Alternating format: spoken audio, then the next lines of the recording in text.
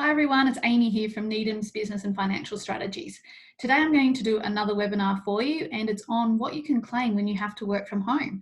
So obviously a lot of us are in this current predicament and we're running our work from home or our business from home. So what we're going to chat about today is some of the common deductions that you can claim and how you can substantiate those claims and what records you need to keep.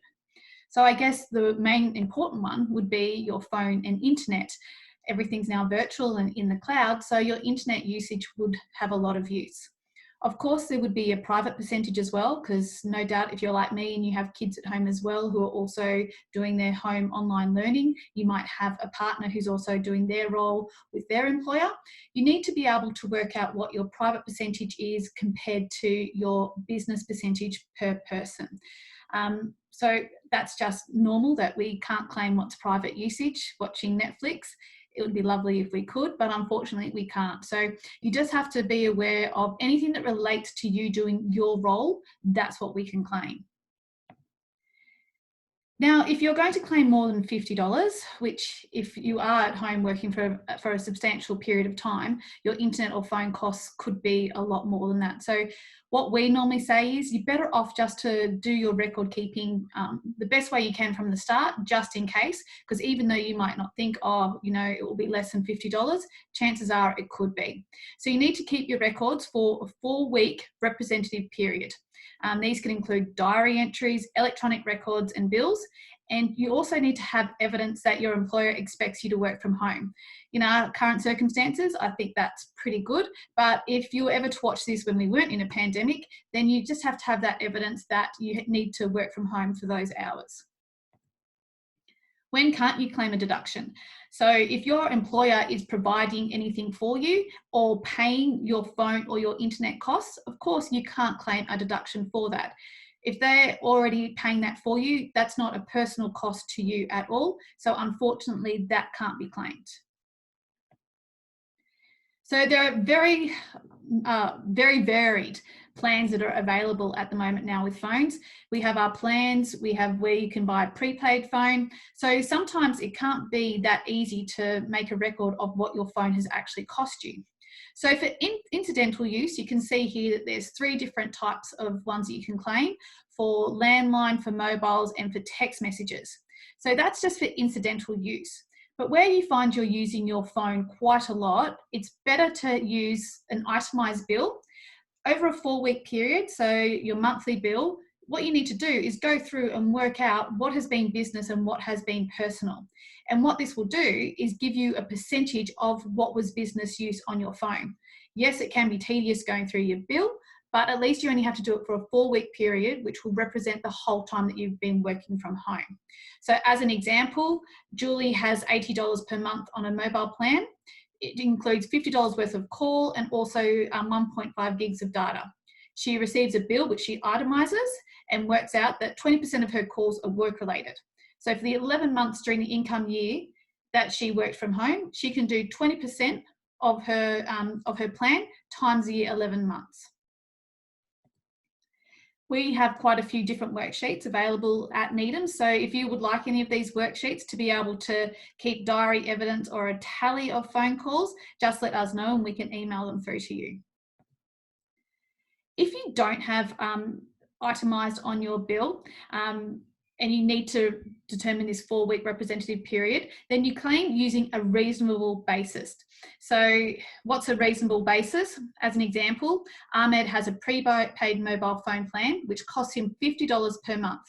He does not receive a monthly bill, so he keeps a record of his calls for a 4-week period. During this 4-week period, he makes 25 work calls and 75 private calls.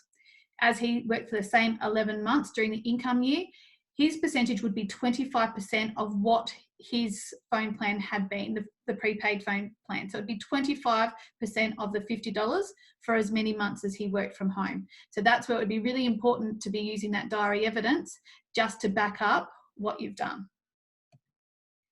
And again, we have worksheets for this and also for your internet base as well. Now, this is a tricky one because majority of us have got a fantastic deal where we have everything all bundled into one, so we just pay one amount. So unfortunately, we need to work out what relates to what, because some of the services you may be using for work and some of the services such as Foxtel are not work related. So if you have a bundled plan, you need to work out your 4-week period for each type of service, just to determine the pattern of what is work use and what is private or personal use. So again, a reasonable basis to work out your work-related use could include internet, the amount of data downloaded for work as a percentage of the total downloaded by all members of your household. Also, any additional costs incurred as a result of your work-related use. For example, if your work-related use results in you exceeding your monthly cap. So if you've gone over your monthly cap due to being on all these virtual meetings, or unfortunately, if the kids have downloaded too many Netflix, if it is work-related, it can be claimed. So it's really important just to go through and apportion those expenses. The same is with your phone, work calls made as a percentage of total calls, or you could also do the time spent on work calls compared to your total calls. And again, any additional costs, of course, would be claimable for the work use. Now, your motor vehicle. Now, it might have been previously that you didn't use your motor vehicle at all for work, and realistically, it's probably going to be quite limited now in isolation. But we just wanted to give you a few things that you may be able to claim, just in case, you know, it's lifted our restrictions and what we are actually doing. So if you use your own car in performing your work duties, even if it's a leased car or a hire car, unless it's salary sacrificed, you may be able to claim a deduction. If the travel was partly private and partly work-related, again, you can only claim the work-related portion. So some expenses that you might be able to claim is carrying bulky tools or equipment that your employer requires you to use for work, and there's no place that you can store that at your workplace.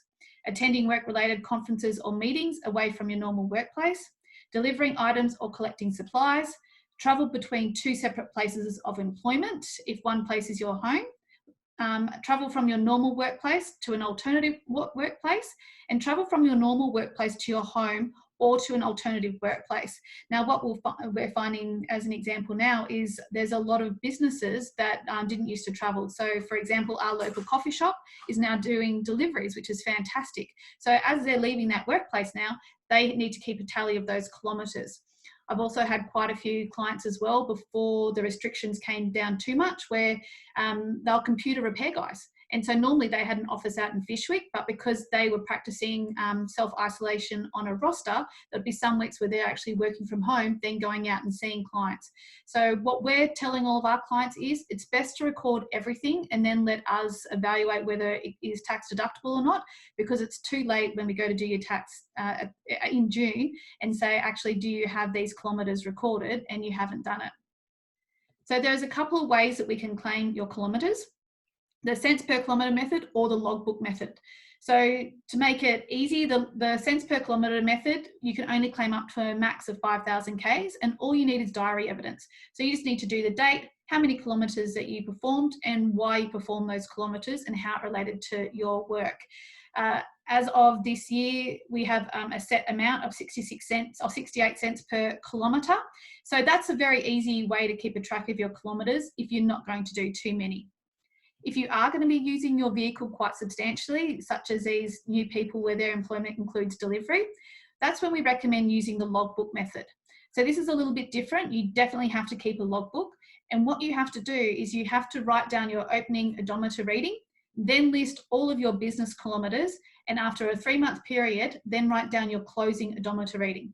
What this will do is give you a percentage of business use for the car. Now, for this percentage, you can then use that against all of your fuel receipts, your registration and insurance, any repairs that you might have had. So that can work out to be quite a lot of money if you've been using your car quite substantially over that period.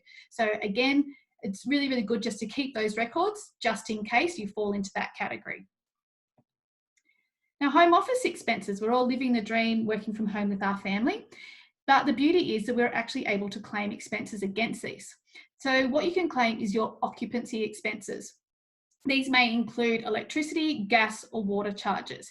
Now, we do have 2 options that the ATO accept for claiming home office expenses.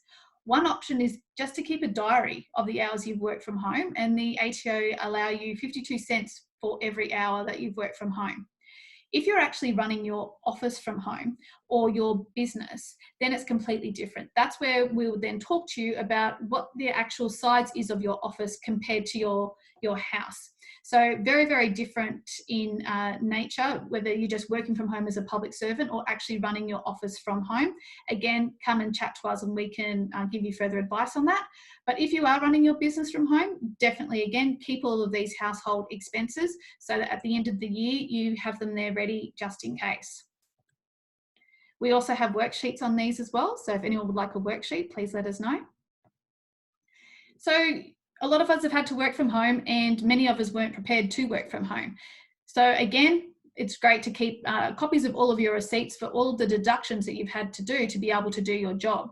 So some of these deductions might include buying a chair, buying a desk, buying a printer or buying a computer, buying a headset where you're doing lots of virtual meetings, shelving or filing cabinets, and also printing and stationery.